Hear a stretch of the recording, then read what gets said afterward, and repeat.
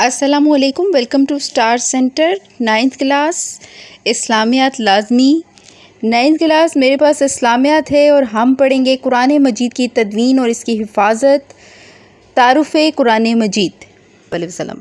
باب اول ہے ترجمہ قرآن مجید، تعارف قرآن مجید، حدیث نبوی صلی اللہ علیہ وآلہ وسلم، منتخب احادیث مبارکہ۔ 6 نمبر پیج تک بیٹا یہ آپ لوگوں کا باب اول ہے۔ اس کے بعد ہمارے پاس باب دوم آ جاتا ہے، ایمانیات و عبادات۔ اس میں آتا ہے عقیدہ توحید، عقیدہ رسالت، ملائکہ، آسمانی کتب اور آخرت پر ایمان۔ عبادات میں ہمارے پاس آ جاتا ہے نماز اور روزہ۔ باب صوم یعنی کہ تیسرا باب جو آپ کا ہے چیپٹر، سیرت النبی خاتم النبیین صلی اللہ علیہ وآلہ وسلم۔ اس میں آتا ہے فتح مکہ، غزوہ حنین، عام الوفود، حضرت محمد صلی اللہ علیہ وآلہ وسلم کا بچپن اور جوانی، حضرت محمد مصطفیٰ خاتم النبیین صلی اللہ علیہ وآلہ وسلم کا ذوق عبادت، حضرت محمد مصطفیٰ خاتم النبیین صلی اللہ علیہ وآلہ وسلم کی سخاوت و اثار۔ باب چہارم ہے ہمارے پاس اخلاق و آداب، شکر و قناعت، امانت و دیانت، بری عادات سے اجتناب، تکبر، حسد۔ باب پنجم حسن معاملات و معاشرت، قسم کے احکام و مسائل، گواہی کے احکام و مسائل، حقوق العباد۔ باب ششم ہدایت کے سرچشمے اور مشاہیر اسلام، حضرت امام زین العابدین رحمۃ اللہ علیہ، حضرت ابو موسیٰ اشعری رضی اللہ تعالیٰ عنہ، حضرت عبداللہ بن عمرو بن العاص رضی اللہ تعالیٰ عنہما، حضرت عمرو بن امیہ رضی اللہ تعالیٰ عنہ، صحابیات رضی اللہ تعالیٰ عنہم، صوفی اکرام رحمۃ اللہ علیہم، علماء و مفکرین رحمۃ اللہ علیہم۔ باب ہفتم ہے ہمارے پاس سب سے آخری، اسلامی تعلیمات اور عصر حاضر کے تقاضے، خود اعتمادی اور خود انحصاری، جسمانی و ذہنی صحت اور جسمانی ریاضت۔ باب اول ہے ہمارے پاس تعریف قرآن مجید، قرآن مجید کی تدوین اور اس کی حفاظت۔ اس سبق کو پڑھنے کے بعد طلباء کس قابل ہو جائیں گے؟ قرآن مجید کی حفاظت کے بارے میں جان سکیں، قرآن مجید کی جمع اور تدوین کے مراحل کے بارے میں جان سکیں، یعنی قرآن مجید جو مکمل ایک کتاب کی شکل میں آیا ہے تو اس کے تمام مراحل جن سے وہ گزر کر ایک مکمل کتاب کی شکل میں اس کو محفوظ کیا گیا ہے، اس کے بارے میں پڑھیں گے آپ۔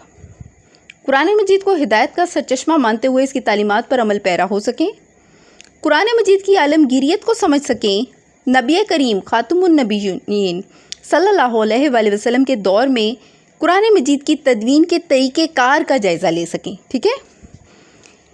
لفظ قرآن قرأت ہے جس کے معنی پڑھنے کے ہیں۔ چونکہ قرآن مجید ایسی کتاب ہے جو دنیا میں سب سے زیادہ پڑھی جاتی ہے، اس لیے اسے قرآن کہا جاتا ہے۔ قرآن مجید اللہ تعالیٰ کی آخری کتاب ہے جو اس نے اپنے آخری نبی حضرت محمد رسول اللہ صلی اللہ علیہ وآلہ وسلم پر نازل فرمائی۔ یہ اللہ تعالیٰ کا کلام ہے جو اللہ تعالیٰ کے مقرب فرشتے حضرت جبریل علیہ السلام کے ذریعے سے نازل ہوا۔ قرآن مجید کو اللہ تعالیٰ نے تقریباً 23 سال کے عرصے میں آہستہ آہستہ حالات و واقعات اور ضرورت کے مطابق نازل فرمایا، یعنی 23 ایئرز، ٹھیک ہے۔ یہ کتاب قیامت تک آنے والے انسانوں کے لیے رشد و ہدایت اور رہنمائی کا ذریعہ ہے۔ قرآن مجید کا معجزہ ہے کہ اسے پڑھنے والا اکتاہٹ کا شکار نہیں ہوتا، بلکہ اسے ہر لمحہ نئی لذت اور سرور حاصل ہوتا ہے۔ محفوظ ترین کتاب، سب سے پہلے اس میں جو ٹاپک آ رہا ہے ہمارے پاس، قرآن مجید کی حقانیت کی یہ دلیل ہے کہ اس کا ایک ایک حرف 14 صدیاں گزرنے کے باوجود بھی محفوظ ہے۔ قرآن مجید کے الفاظ کی طرح اس میں بیان کی گئی معلومات بھی قرآن مجید کے اعجاز کی دلیل ہیں۔ اعجاز کہتے ہیں عاجز کر دینے والے کو۔ اعجاز کا لفظی مطلب فصیح بیان بھی ہوتا ہے، یعنی اتنی اچھی طریقے سے بیان کیا گیا ہے اسے کہ پڑھنے والا دلچسپی لیے بغیر رہ ہی نہیں سکتا۔ قرآن مجید دنیا کی وہ واحد کتاب ہے جو آج تک اسی طرح محفوظ ہے جس طرح یہ نازل ہوئی تھی۔ قرآن مجید قیامت تک آنے والے انسانوں کے لیے ہدایت اور رہنمائی کا ذریعہ ہے۔ چنانچہ اللہ تعالیٰ نے اس کی حفاظت کا ذمہ لیتے ہوئے ارشاد فرمایا، بسم اللہ الرحمن الرحیم، انا نحن نزلنا الذکر وانا لہ لحافظون۔ ترجمہ: بے شک ہم ہی نے اس ذکر قرآن کو نازل فرمایا ہے اور بے شک ہم ہی اس کی ضرور حفاظت فرمانے والے ہیں۔ یعنی اللہ تعالیٰ نے قرآن پاک کی حفاظت کا ذمہ اپنے سپرد لیا ہوا ہے، ٹھیک ہے؟ یعنی اللہ تعالیٰ کے پاس قرآن مجید کی حفاظت کا ذمہ ہے۔ اللہ تعالیٰ نے کہا ہے کہ یہ ہمارا کلام ہے اور اس کی حفاظت بھی ہم خود ہی کریں گے۔ قرآن مجید کی عالمگیریت۔ قرآن مجید اللہ تعالیٰ کی آخری اور عالمگیر کتاب ہے۔ جس طرح نبی کریم خاتم النبیین صلی اللہ علیہ وآلہ وسلم اللہ تعالیٰ کے آخری نبی ہیں اور آپ کی رسالت تمام جہانوں کے لیے ہے۔ پیج نمبر 3 پہ آ گئی ہوں میں بیٹا۔ اسی طرح آپ خاتم النبیین صلی اللہ علیہ وآلہ وسلم پر نازل ہونے والی کتاب بھی تمام بنی نوح انسانوں کے لیے رشتہ و ہدایت کا سرچشمہ ہے۔ قرآن مجید کسی خاص قوم یا وقت کے لیے نہیں بلکہ قیامت تک کے تمام انسانوں کے لیے رہنمائی کا ذریعہ ہے۔ عہد رسالت میں جمع و تدوین قرآن مجید، یعنی حضور صلی اللہ علیہ وآلہ وسلم کے دور میں قرآن مجید کو کیسے اکٹھا کیا گیا۔ نبی کریم خاتم النبیین صلی اللہ علیہ وآلہ وسلم کی حیات طیبہ میں ہی، حیات طیبہ زندگی کو کہتے ہیں بیٹا، اکثر صحابہ کرام رضی اللہ تعالیٰ عنہم کو قرآن مجید زبانی یاد تھا۔ نبی کریم صلی اللہ علیہ وآلہ وسلم قرآن مجید کے نزول کے فوراً بعد قرآنی آیات کو لکھوانے کا خصوصی اہتمام فرماتے تھے۔ یعنی کہ جب تک حضور صلی اللہ علیہ وآلہ وسلم رہے تو حضور صلی اللہ علیہ وآلہ وسلم ساتھ ساتھ قرآنی آیات کو لکھواتے بھی رہتے تھے۔ نبی کریم صلی اللہ علیہ وآلہ وسلم کی حیات طیبہ یعنی کہ ان کی زندگی میں ہی مکمل قرآن مجید لکھا جا چکا تھا۔ عہد رسالت ہی میں قرآن مجید عموماً پتھر کی ان سلوں، اچھا بیٹا یہ بات آپ نے بڑے دھیان سے سننی ہے، یہ امپورٹنٹ پوائنٹ ہے، ٹھیک ہے؟ کہ شارٹ اور لانگ دونوں میں آتا ہے۔ چمڑے، کھجور کی چھال اور اونٹ کے شانے کی ایسی ہڈیوں پر لکھا جاتا تھا جو خاص اسی مقصد کے لیے تیار کی جاتی تھی۔ یوں قرآن مجید عہد نبوی میں ہی مکمل حفظ ہونے کے ساتھ ساتھ مختلف جگہوں پر لکھا ہوا بھی موجود تھا۔ عہد صحابہ کرام رضی اللہ تعالیٰ عنہم میں جمع و تدوین قرآن مجید، یعنی حضور صلی اللہ علیہ وسلم کے بعد صحابہ کرام کے دور میں قرآن مجید کو کیسے جمع کیا گیا اور اس کی تدوین کیسے کی گئی۔ نبی کریم صلی اللہ علیہ وآلہ وسلم کی حیات طیبہ میں اگرچہ قرآن مجید ایک مکمل کتاب کی صورت میں موجود نہیں تھا بلکہ مختلف چیزوں پر لکھا ہوا ہی موجود تھا۔ قرآن مجید کو سرکاری سرپرستی میں جمع کرنے کی ضرورت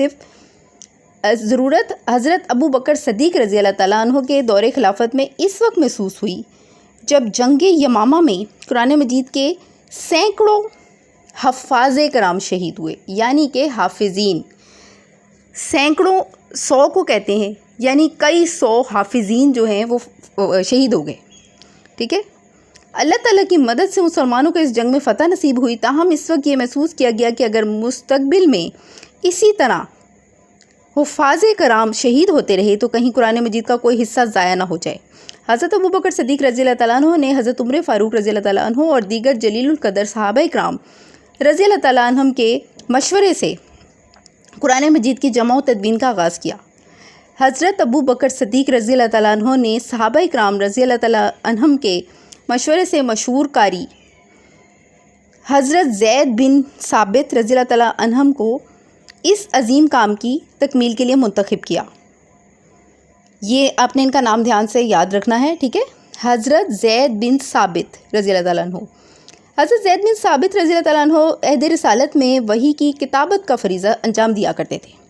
حضرت زید بن ثابت رضی اللہ تعالیٰ عنہ کی سربراہی میں قائم کمیٹی نے مسلسل اور انتہائی محنت سے قرآن مجید کو ایک مصحف کی صورت میں جمع کیا۔ مصحف صحیفے سے نکلا ہے، ٹھیک ہے؟ قرآن مجید کا یہ نسخہ حضرت ابو بکر صدیق رضی اللہ تعالیٰ عنہ کے پاس موجود رہا، جو آپ رضی اللہ تعالیٰ عنہ کی وفات کے بعد حضرت عمر فاروق رضی اللہ تعالیٰ عنہ کو منتقل ہو گیا. ٹھیک ہے، یعنی پہلے حضرت ابوبکر صدیق رضی اللہ تعالیٰ عنہ کے پاس تھا، ان کی وفات کے بعد حضرت عمر فاروق رضی اللہ تعالیٰ عنہ کو منتقل ہو گیا. اور حضرت عمر فاروق رضی اللہ تعالیٰ عنہ کی شہادت کے بعد ام المومنین حضرت حفصہ رضی اللہ تعالیٰ عنہ کی تحویل میں آ گیا. حضرت عثمان رضی اللہ تعالیٰ عنہ کے عہد خلافت میں جب مختلف قرأتوں اور لہجوں میں، یہ قرأت سے نکلا ہے، ٹھیک ہے، قرأتوں اور لہجوں میں قرآن مجید کی تلاوت پر اختلاف پیدا ہوا تو انہوں نے ام المومنین حضرت حفصہ رضی اللہ تعالیٰ عنہ کے نسخے کی مختلف نقلیں تیار کر کے مختلف صوبوں کو بھجوائیں اور سب مسلمانوں پر ایک ہی قرأت کے لیے متحد کر لیا گیا. یعنی سب مسلمانوں کو یہ کہہ دیا گیا کہ آپ نے ایک ہی انداز میں قرآن پاک کو پڑھنا ہے. ٹھیک ہے، تو یہاں پہ میرا یہ پورا ٹاپک ختم ہوا. یہ ہمارے پاس 9th کلاس اسلامیات لازمی کی بک